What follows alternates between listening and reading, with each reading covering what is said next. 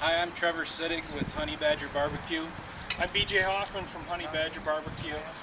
We're here today to talk to you a little bit about the Louisiana grills and how to make an excellent competition style brisket that anyone can make at home, and by using the simple and easy Honeybadger BBQ method and the Louisiana grill.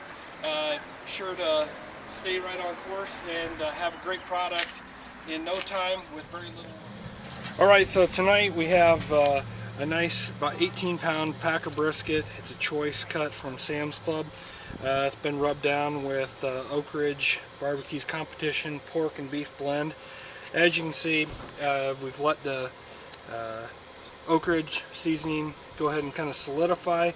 If you leave it on and there's still dry spots, then you need to leave it longer.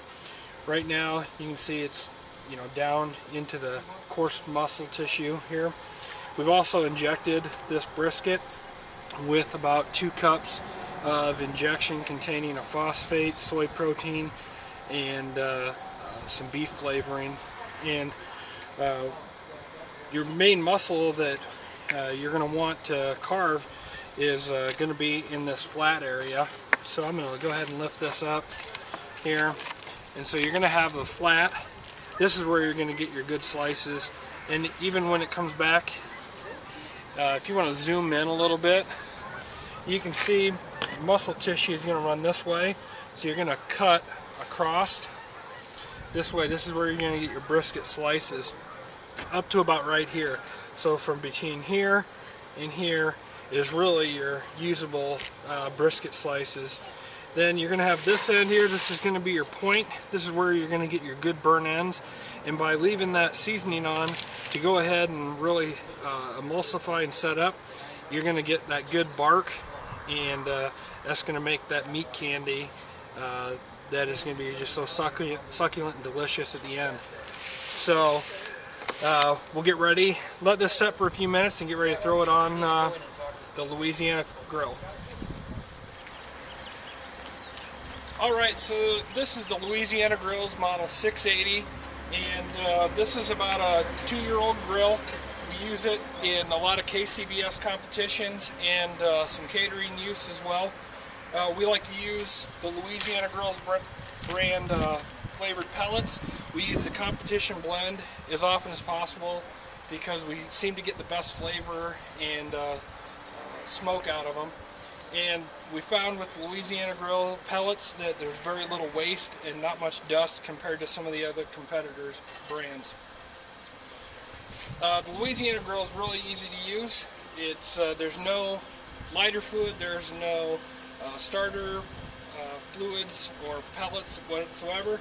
It's plug it in, hit the power button, turn it on, prime it, and a hot rod inside will ignite a small fire in the fire pot that the pellets here will fuel, and the pellets are augered into the fire pot, and you can set the temperature anywhere from low to high, and you can easily grill a steak at 500 to 600 degrees or slow smoke as low as 180 to 200 degrees.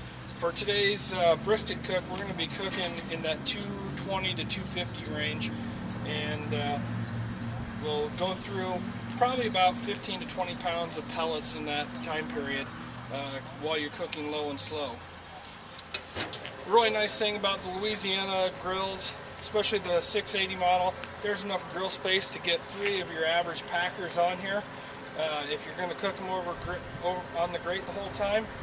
And our method that we'll show you and talk about here in a few minutes, you'll be able to put 2 on and make it pretty easy. So when we cook a packer brisket, after we've injected it, got it rubbed down, let it sit, let the rub melt into the meat, we have our country smoker preheated. We run it up to 300 degrees initially to kill any bacteria that's maybe grown inside the cooker while it's sat idle, and then it gets turned back down to around 200 to 225 degrees, somewhere in there. On the control setting, It's usually about halfway between low and medium. Then when we go to put our full-size Packer brisket on, we go fat side down, right on the grate.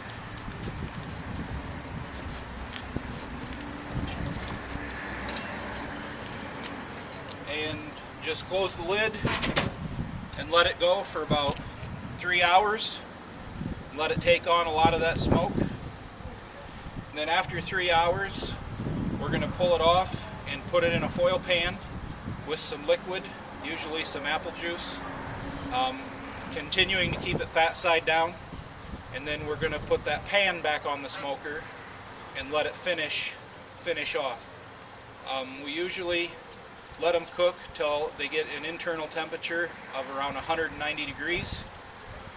And then we take it off and wrap it in foil, take it out of the pan, wrap it in foil, and just let it sit. It has reached an internal temperature of about 190 degrees. You're going to take it off the smoker, and usually we let them rest for and just sit for about an hour. You're going to find your brisket's got kind of a crust on top. That is normal. It's not burnt. The sugars that are in the rubs that you use caramelize and form that crust. That gives it a lot better taste. Just really good. Once your brisket's rested for around an hour or so, you can see the grain of the meat, distinct grain running direction. And like we said before, this brisket has two parts to it. It has a flat part, which is this part right here, and it has a point, which is this part right here. Those two pieces are separated by a layer of fat. I like to flip mine upside down and find that layer of fat, which is fairly easy to do. Take a good slicing knife and separate those two pieces. This piece right here is the point. You can use it to make burn ends. You can shred it for sandwiches. It's got a lot of fat in it. It's really good to eat. This piece is the flat, where you're going to get your slices from. Your slices are generally going to come out of this area right here. So we're just going to go ahead and trim it down.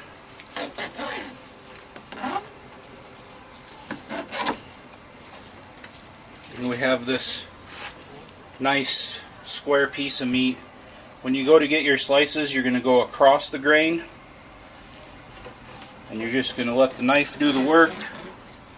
Go across the grain about the thickness of a wooden pencil, 1/4 inch thick, and just have your nice slices.